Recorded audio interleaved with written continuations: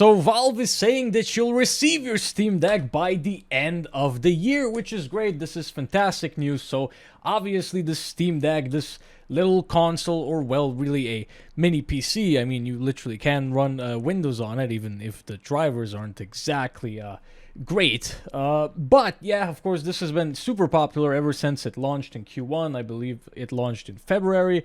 And, you know, the thing is, supply and demand, you know, so the demand obviously super duper high, supply not so great, you know, still, you know, back then and still now in a bit of a supply shortage. But Valve says that they are fixing their supply chain shortfalls, which is fantastic. So the Steam Deck production is ramping up by a lot, and a lot of people who are waiting on the console got bumped up. So maybe you had your wait list set to you're probably going to receive it by either the end of the year or early next year. So now Valve maybe bumped you up to you'll receive it in the fall, in Q3, for example. In fact, they're saying that even if you don't have an order, so if you place an order right now, you'll still receive it by the end of the year. So super great, fantastic news for this little console. And yeah, hope you receive your Steam Deck soon if you have one ordered.